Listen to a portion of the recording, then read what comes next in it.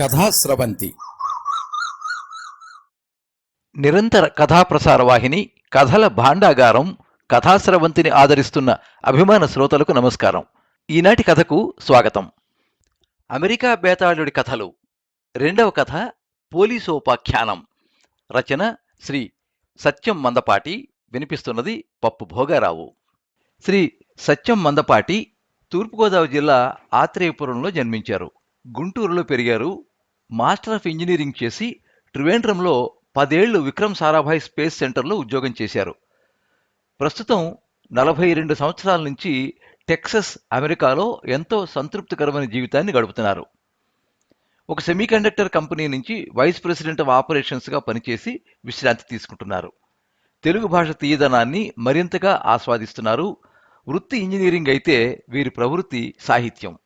1962 నుంచి ఎన్నో కథలు, నవలలు, కవితలు, నాటికలు, వ్యాసాలు, శీర్షికలు రాశారు. 4 సీడీలకు పాటలు రాశారు. ఇవి ఎస్పి బాలసుబ్రహ్మణ్యం, శైలజ, సాలూరి వాసురావు సంగీత దర్శకత్వంలో పాడారు. వీరి అమెరికా బేతాళుడి కథలు ఒకే రచయిత రాసిన మొట్టమొదటి అమెరికా తెలుగు డయాస్పోరా కథల పుస్తకం. వీరి సాహిత్యం మీద 2 పిహెచ్డీలు సాధించారు. మరొకరు ఎంఫిల్ చేస్తున్నారు. వీరు రాసిన కథ బృందావనం లఘు చిత్రంగా వచ్చింది. ఈ మధ్యనే వీరు రాసిన ఎక్కవలసిన రైలు డయాస్పోరా కథల పోటీలో బహుమతి పొందింది. Chaitanya Bharati, Vamsi international, Sapna, Siri foundation, Vamsi cultural trust, friendship foundation of India, Vanguri foundation, TANA, TAMA, ATA, TANTEX, tax, సిరికోన మొదలైన సంస్థల ద్వారా ఎన్నో బహుమతులు, ప్రశంసాపత్రాలు, పురస్కారాలు అందుకున్నారు. 2019 సంవత్సరంలో వంగూరు ఫౌండేషన్ ఆఫ్ అమెరికా వారి జీవన సాఫల్య పురస్కారం అందుకున్నారు.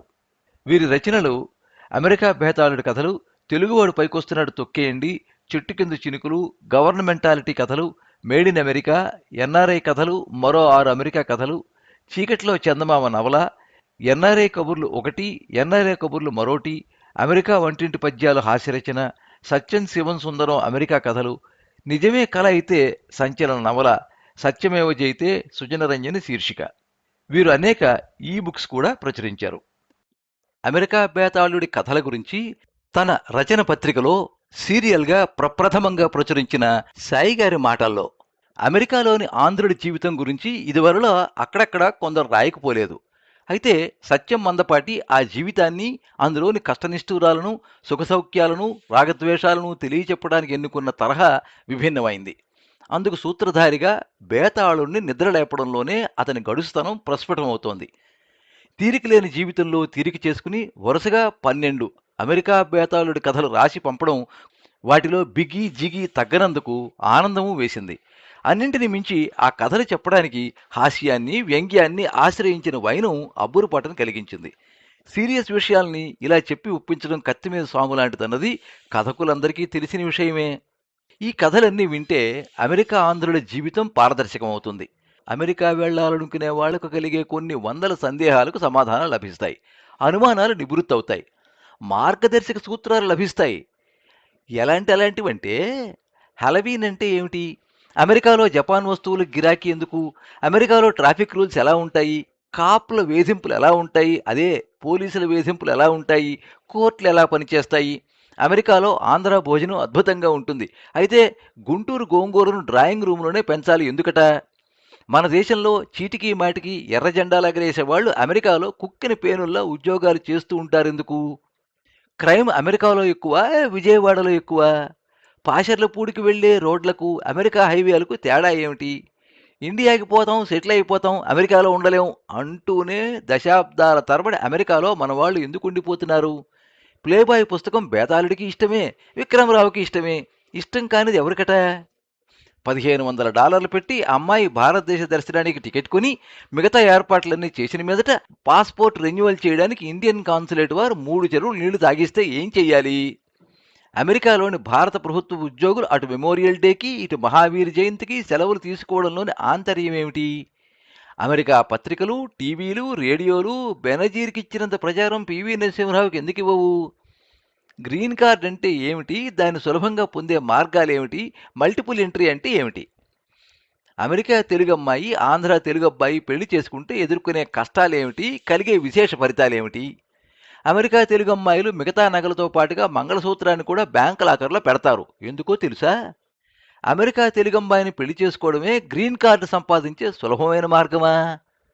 ఫ్రీవేల్ అంటే ఏమిటి? కీప్ లెఫ్ట్ అంటూ కార్లను నడిపితే ఫలితం ఏమిటి?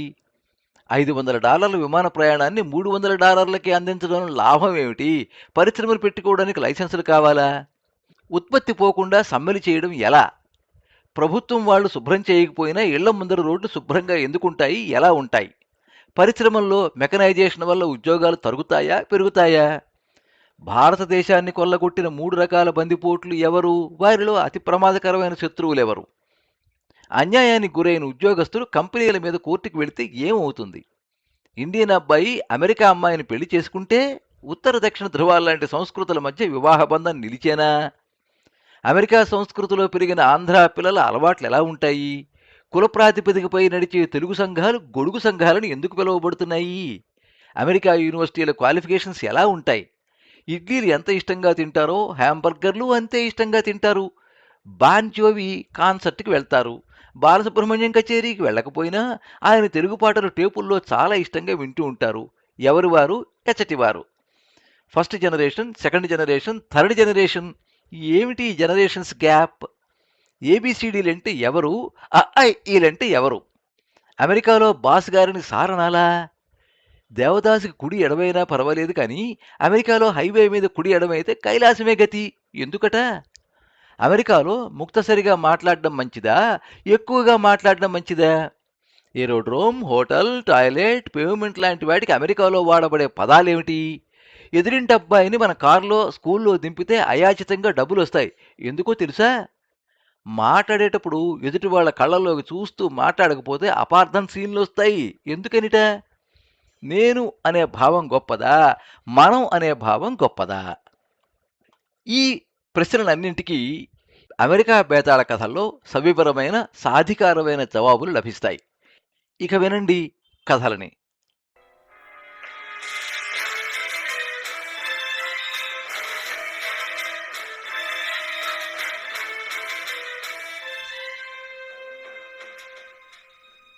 కర్వ్డ్ దాటగానే నేషనల్ ఫ్రీవే 10 మీద 60 మైళ్ళ స్పీడులో వెళ్తున్న విక్రమరావు సిగ్నల్ వేయకుండానే రైట్ లేన్లోకి మారాడు హైవే 6 ఎగ్జిట్ కోసం. అప్పుడే చూశాడు హఠాత్తుగా తన బ్రీఫ్ కేస్ ముందు సీట్లోంచి వెనక సీట్లోకి వెళ్లి పడటం. తన పక్కనే అమెరికా బేతాళుడు ప్రత్యక్షం అవటం.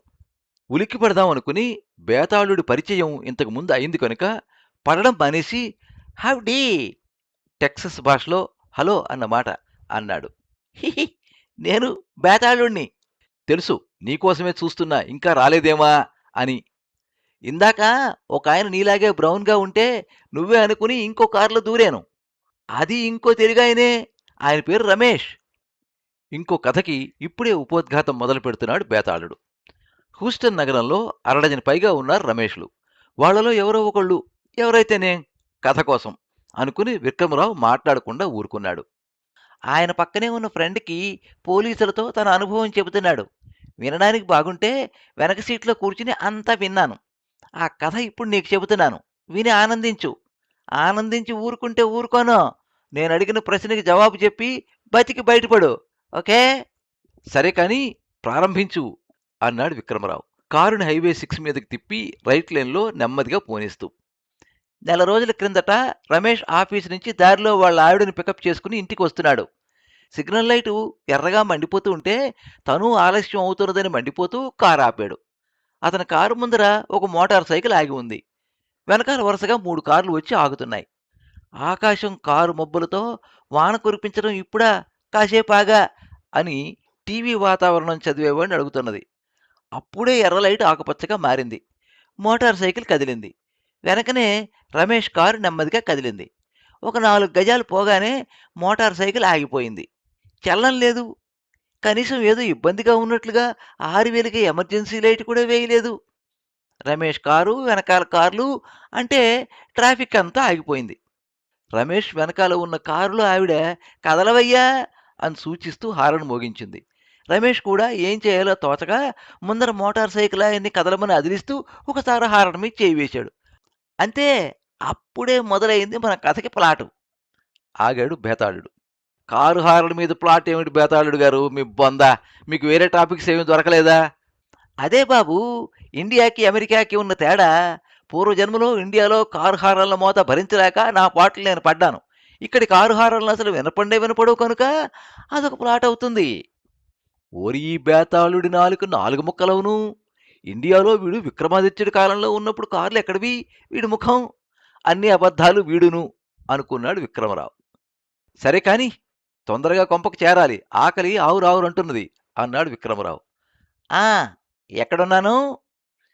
రమేష్ కారు హారన్ కొట్టగానే ఆ ముందున్న మోటార్ సైకిల్ అతని వెనక్కి తిరిగి రమేష్ ముఖంలోకి ఒక క్షణం దీక్షగా చూశాడు. మోటార్ సైకిల్కి ఉన్న ఎర్ర నీలం లైట్లు వేసి సైరన్ కూడా వేశాడు. రమేష్ని తనతో పాటు రోడ్డు పక్కకి రమ్మన్నాడు. అప్పుడు అర్థమైంది రమేష్కి, ఆ మోటార్ సైకిల్ మీద ఉన్నది క్యాప్. పోలీసుని క్యాప్ అంటారులే ఇక్కడ. ఇక తప్పదు కనుక కారుని పక్కకి తీసి కిటికీ అద్దం కిందకి దించాడు. 6 అడుగుల పైన ఉన్నాడు ఎర్ర పోలీసు. కళ్ళు ఎర్రగా ఉన్నాయి. రమేష్ దగ్గరకు పూర్తిగా రాకుండానే, పోలీసు నన్ను కూడా లెక్క చేయకుండా హారన్ కొడతావా? ఎంత ధైర్యం నీకు? అన్నా, ఉండు నీ పని చెబుతాను. కనీసం అరడజన టికెట్లు ఇస్తానివాళ అన్నాడు. సినిమా టిక్కెట్లు కాదు, కారు సరిగ్గా నడపనందుకు డబ్బులు కట్టమనే కాగితం. అమెరికా పోలీసు కనుక అమెరికా ఇంగ్లీష్లో అన్నాడు. కానీ బేతాళుడు వినేవారి సౌకర్యార్థం తెలుగులో అన్నట్టు చెబుతున్నాడంతే. రమేష్ అన్నాడు, నేనేమీ తప్పు చేయలేదు టికెట్ తీసుకోవడానికి. నడి రోడ్డు మీద ట్రాఫిక్ ఫ్రీగా వెళ్ళవలసిన సమయంలో నువ్వు నువ్వు మీరు ఒకటే ఇంగ్లీష్లో హఠాత్తుగా రోడ్డు మీద మధ్యలో మోటార్ సైకిల్ ఆపావు. అది నీ తప్పు. పోనీ ఏదైనా ఇబ్బంది ఉంటే నువ్వు ఎమర్జెన్సీ లైట్లు వేయవలసింది. అది చేయలేదు. ట్రాఫిక్ ఆగిపోయింది. నా వెనకాల కారు ఆపిన లావాటి నల్లావిడ నన్ను కదలమని హారన్ కొట్టి భయపెట్టింది. అందుకే నేను హారన్ కొట్టాను. దానిలో నా తప్పే ఉంది. రమేష్ని తేరిపార చూశాడు కాప్. బ్రౌన్ దొరగారికి తెల్లవాడి మీద హారన్ వేసే అంత ధైర్యమా అవురా అనుకున్నాడు. నువ్వు హారన్ అంతసేపు గట్టిగా కొట్టి శబ్దం చేశావు, అది తప్పు. పోలీసు వాడినని కూడా మర్యాదనివ్వక ఆ పని చేశావు. నిన్ను వదలను. నీ డ్రైవర్ లైసెన్స్, ఇన్సూరెన్స్ చూడని అన్నాడు. ఆ రెండు ఇస్తూ అన్నాడు రమేషు, నేను హారన్ గట్టిగా అంతసేపు కొట్టలేదు. ఊరికే ఒకసారి కుయ్యమనిపించాను అంతే. కాప్ రమేష్ చెప్పిన మాటలు విని విననట్లు నటిద్దాం అనుకుని నటించే తాహత లేక, బ్రేక్ లైట్లు, సిగ్నల్ లైట్లు, హెడ్ లైట్లు, టెయిల్ లైట్లు అన్ని వేయండి అంటూ కారు చుట్టూతా ప్రదక్షిణాలు చేస్తూ అన్ని క్షుణ్ణంగా పరీక్ష చేశాడు. రమేష్ కారు కొత్త కారు కనుక, వాళ్ళ ఆవిడ ఇంకా ఏమీ యాక్సిడెంట్లు చేయలేదు కనుక అన్నీ ఎక్కడ ఉండవలసిన చోట అక్కడ ఉన్నాయి. వెలగవలసిన లైట్లు వెలిగాయి, అక్కర్లేనివి వెలగలేదు. అయినా సరే అరడజన టికెట్లు ఇస్తాను అంటూ కారు కింద కారు మీద కూడా చూశాడు కాప్. అన్నీ సవ్యంగానే ఉన్నాయి. ఎర్రబడిన ఎర్రముఖాన కనీ కనపడిన ఒక చిరునవ్వుని చూపించి ఒక టికెట్ అందజేశాడు. కారు హారన్ చాలాసేపు కొట్టి ఆ రోడ్డు మీద శబ్దం చేసి శాంతిని సర్వనాశనం చేశాడని రాశాడు. ఇది అన్యాయం, అబద్ధం, తప్పు నీది, టికెట్ నాది. వాట్ ఈస్ దిస్ అన్నాడు రమేష్. కాదు, తప్పు టికెట్టు రెండూ నీవే. టికెట్ వెనక ఫోన్ నంబర్ ఉంది. పిలిచి కట్నం కానుకలు ఎంత కట్టాలో కనుక్కో. వెంటనే కట్టేయి, లేకపోతే ప్రమాదం అని మోటార్ సైకిల్ ఎక్కి తుర్రుమనకుండా మామూలుగా వెళ్ళిపోయాడు. ఓరి దరిద్రుడా, విదేశీ అమెరికన్ల మీద నీకున్న కసి ద్వేషం నా మీద తీర్చుకున్నావా? నేను టికెట్కి డబ్బు కట్టను. ఏం చేస్తావో చేసుకో అనుకున్నాడు. అంతేకాకుండా పక్క ఇంట్లో ఉంటున్న కోయంబత్తూరు తెలుగు ఆయన గోపాలస్వామితో కూడా అదే అన్నాడు. ఆయన నిజంగా గోపాలస్వామిలాగా చేయి పైకెత్తి నవ్వి, అది కాదండా, పణం కట్టకపోతే రొంబ ప్రమాదం. మీరు కోర్టుకు దానే పోతే కాప్ కూడా పూడుస్తాడు. ఆడదా అన్నీ చెప్పి చూడండా. ఈడ ఇండియాలో మాదిరి కాదు, కోర్టులో లంచాలు కెట్టవండా, నయం కాణం అన్నాడు. సరే, ఆయన సగం తెలుగులో సగం తమిళంలో చెప్పిన 2 భాషల్లోనూ నిజంగా నిజమే చెప్పినట్టు అనిపించింది. అవునండా అనబోయి తట్టుకుని ఓకే సార్ అన్నాడు. ఆయన చెప్పింది నిజమేనని ఇంగ్లీష్లో ఒప్పుకుంటూ. తర్వాత ట్రాఫిక్ పోలీస్ డిపార్ట్మెంట్కి ఫోన్ చేసి అడిగితే $75 ఫైను ఫలానా తేదీలోగా కట్టాలి, లేకపోతే ఫలానా రోజున కోర్టుకు వచ్చి వాదించుకో అన్నారు.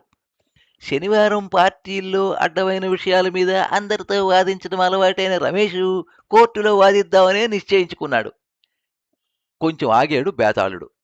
విక్రమరావు ఆలోచిస్తున్నాడు, బేతాళుడు ఈ కథని ఎక్కడ మెలికి తిప్పి ఏ ప్రశ్న అడిగి తనని ఎలా ఇబ్బంది పెడతాడో అని. అందుకే ఆలోచిస్తూ మాట్లాడే ప్రయత్నం చేయలేదు. బేతాళుడు విక్రమరావు నిద్రపోతున్నాడా అని అనుమానం వచ్చి అతన్ని పరీక్షగా చూశాడు. కళ్ళు తెరుచుకుని నున్నటి తారు రోడ్డు మీద మెత్తగా కారును నడుపుతూ మేలుకునే ఉన్నాడు విక్రమరావు. బేతాళుడు కథ చెప్పసాగాడు. రమేష్ కోర్టులో వాదించే రోజున ఆఫీసులో కడుపులో నొప్పిగా ఉందని, బాత్రూమ్ చాలాసార్లు వెళ్ళవలసి వస్తున్నది కనుక ఆఫీసుకి రాలేనని మేనేజర్కి ఫోన్ మెసేజ్ ఇచ్చి కోర్టుకి వెళ్ళాడు. ఒకళ్ళ తర్వాత ఒకళ్ళని పేరు పేరున పిలుస్తున్నారు. ఒక పక్క ముద్దాయిలు, ఒక పక్క కాపులు. ఆ ఇద్దరు వాదనలు ఉన్న జడ్జి గారు తీర్పు ఇస్తున్నారు. కాకపోతే ఆ తీర్పు ఇచ్చే పద్ధతి చాలా విచిత్రంగా ఉంది. ఒక ఆవిడని పిలిచి, నువ్వు 65 మైళ్ళ స్పీడ్లో వెళ్తున్నావుట, 55 మైళ్ళ స్పీడ్ దాటకూడని రోడ్లో. నువ్వు దోషివా నిర్దోషివా అన్నాడు జడ్జి. ఆవిడ, లేదు బాబు, నేను 55 మైళ్ళ స్పీడులోనే వెళ్తున్నాను, నేను నిజంగా నిర్దోషిని అన్నది. అలాగని నిరూపించగలవా అన్నాడు జడ్జి. నేనేమని చెప్పేది, ఎలా నిరూపించగలను? పోనీ ఆ కాపుగారినే నేను 65 మైళ్ళ స్పీడులో వెళ్తున్నాను నిరూపించమనండి. ఏమండి కాపుగారు, మీరు రాడార్ గన్లో ఆవిడ స్పీడ్ రికార్డ్ చేశారా అన్నాడు జడ్జి. లేదండి, నేను ఆవిడ 65 మైళ్ళ స్పీడులో వెళ్ళటం నా కళ్ళారా ప్రత్యక్షంగా చూశాను. అంతకన్నా రుజువే ఉంటుంది జహాపన అన్నాడు కాప్. ఊరిని కాపు కావరం మండ అని మనసులో అనుకుని ఆవిడ, లేదు జడ్జి గారు, అంతా అబద్ధం అని ఆ వాక్యాన్ని ఎలా పూర్తి చేయాలా అని అనుకుంటూ ఉండగా జడ్జి గారు, సరే నువ్వు దోషివి, నీ ఫైన్ $50 నుంచి $80లకు పెంచాను. ఆవిడ ఈసారి, ఊరి జడ్జి వెధవా, నువ్వు ఇంతేనా అని మళ్ళీ మనసులో అనుకుని, లేదు మహాప్రభు, నేను ఫైన్ $100లకు పెంచడమైనది అని బల్ల విరిగేలాగా చెక్క సుత్తితో బల్ల మీద సుత్తి కొట్టాడు. ఊరిని ఏదో అనుకోబోయి ఏమన్నా అంటే ఇంకో $150 కట్టమంటాడేమో అనుకుని నోరు మూసుకుని పక్కకి వెళ్ళి ఫైన్ కట్టేసింది ఆవిడ. అలాగా చాలా కేసులు నడిచాయి. అన్నింట్లోనూ జడ్జి గారు వాళ్ళ కాపులనే సమర్థిస్తున్నారు. ఒకటి రెండు కేసుల్లో లాయర్లు వాదించిన కేసులు మాత్రం కొంచెం నిజమైన వాద ప్రతివాదనలతో ముద్దాయిల తరఫున తీర్పుతో ముగిశాయి. అంటే ఇక్కడ కట్టే ఫైను లాయర్కిస్తే కేసు గెలుస్తామన్నమాట. దానికోసం సెలవు పెట్టి ఇక్కడికి రావటం శ్రమ ఎందుకు, ఆ ఫైన్ ముందే కట్టేస్తే సరిపోదు అనుకున్నాడు రమేష్.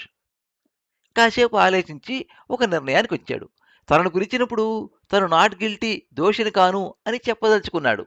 జరిగింది చెప్పి, ఇలా జరిగింది, నా తప్పేం లేదు, కానీ మీరు నాదే తప్పుని డబ్బులు కట్టమంటే కడతాను, కోర్టు తీర్పును ధిక్కరించడం నేరం కనుక. కానీ నిజంగా నేను దోషిని కాను. ఈ కాపు రెడ్ నెక్ నా బ్రౌన్ తనాన్ని చూసి తన తప్పును నా మీదకి నెడుతున్నాడు అని చెబుదామని గట్టిగా నిశ్చయించుకున్నాడు. ఈ లోపల కోర్టు క్లర్క్ రమేష్ ఆకుండాయి అని పిలిచాడు. రమేష్ ఆకుండి అన్నదాన్ని అమెరికన్ ఇంగ్లీష్లోకి అనువాదం చేసి ఇక్కడ ఆగాడు బేతాళుడు. విక్రమార్కుడా, బాగా ఆలోచించు, తర్వాత ఏమైంది? ఆ జడ్జి గారు రమేష్ కథ విన్నాడా? కాపు ఏం చెప్పాడు? ఈ కథ సుఖాంతమా దుఃఖాంతమా? అసలు అంతమైందా అనంతంగా మారిందా? తెలిసి జవాబు చెప్పలేకపోయావో నీ కారు టైర్లు ఢామ్ అని పగిలిపోయి నీ కారు ఆ పక్కనే ఉన్న చెట్టు గుద్దుకుంటుంది. అప్పుడు నా విక్రమార్కుడు నాకు దక్కడు. బాబాబు, ఈ కథ పూరించినాయనా, నీకు దండం పెడతాను అన్నాడు బెదిరించడం ఆపి హఠాత్తుగా బెదిరిపోయిన బేతాళుడు. ఆలోచిస్తున్నాడు విక్రమరావు. ఆలోచిస్తూనే పక్కకి తిరిగి రోజుకి 24 గంటలు తెరిచి ఉండే స్టాప్ అండ్ గో షాప్లో రివాల్వర్ చూపించి దొంగతనం చేస్తున్న దొంగల్ని చూస్తూ కారు స్పీడ్ పెంచాడు. ఢామ్ అని పేలిన చప్పుడు. జవాబు చెప్పకుండానే టైర్లు పేల్చేశావా అన్నాడు విక్రమరావు. అవి టైర్లు కాదు, ఆ షాపులోని క్లర్క్ బుర్ర. ఆ శబ్దం ఆ రివాల్వర్ పేల్చిన చప్పుడు. టాపిక్ మార్చకుండా టక్కున సమాధానం చెప్పు అన్నాడు బేతాళుడు. విక్రమరావు కారుని వాళ్ల సందులోకి తిప్పి తన ఇంటి వైపు నెమ్మదిగా పోనిస్తూ అన్నాడు, ఏం జరిగి ఉంటుందిలే, ఊహించడం చాలా సులభం, విను.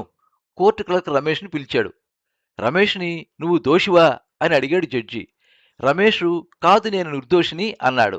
కోర్టు క్లర్క్ కాగితం మీద కాపు పేరు చదివి David holiday, David holiday, David holiday అని 3 సార్లు పిలిచాడు. ఎవరూ రాలేదు. హాలిడే గారు హాలిడే తీసుకున్నట్టున్నారు అన్నాడు జడ్జితో. జడ్జి రమేష్ వైపు తిరిగి, నువ్వు ఇంటికి వెళ్ళవచ్చు, వెళ్ళాలని ఉంటే అన్నాడు. అమెరికాలో వ్యక్తి స్వాతంత్రం ఎక్కువ, అందుకే ఇక నువ్వు వెళ్ళు అనకూడదు. నీకిష్టం ఉంటే వెళ్ళు, వెళ్ళాలనిపిస్తే వెళ్ళు, ఇక్కడ ఉండకూడదనిపిస్తే వెళ్ళు, ఇలాంటి పదాలు వాడాలి. మరి కేసు, కాపు, ఫైను? కేసు లేదు, గీసు లేదు, కాపు లేదు, గీపు లేదు, ఫైను లేదు, గైను లేదు. ఇక ఇంటికో గింటికో పోవటమే. కాపు రాలేదు కాబట్టి ఈ కేసు కొట్టేశాను. ఇంటికి పోవాలనుకుంటే పోయి హాయిగా టీవీలో ఏదన్నా గేమ్ షో చూడాలనుకుంటే చూసుకో అన్నాడు క్లర్క్ మహాశయుడు. అని తన జవాబు ముగించాడు విక్రమరావు. విక్రమరావుతో అమెరికా బేతాళుడు, అందుకేనయ్యా అమెరికాలో కూడా నీ దగ్గరే ఉద్యోగానికి చేరింది. యు ఆర్ గ్రేట్, రేపు చూద్దాం అని సీట్లోంచి మాయమయ్యాడు బేతాళుడు. విక్రమరావు వెనక్కి తిరిగి చూస్తే మోబిలాయిల్ వారి గ్యాసిలిన్ ట్రక్ మీద కూర్చుని చేయి ఊపుతూ కనపడ్డాడు అమెరికా బేతాళుడు.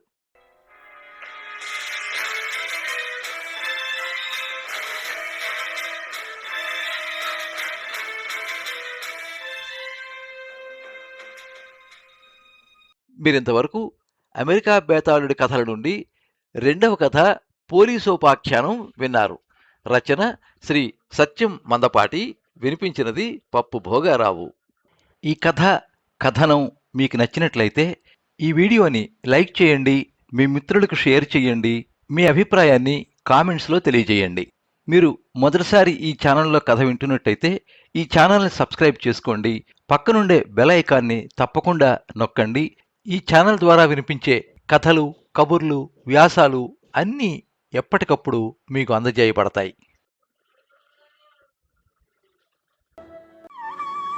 సర్వే జనాః సుఖినో భవంతు. కథా స్రవంతి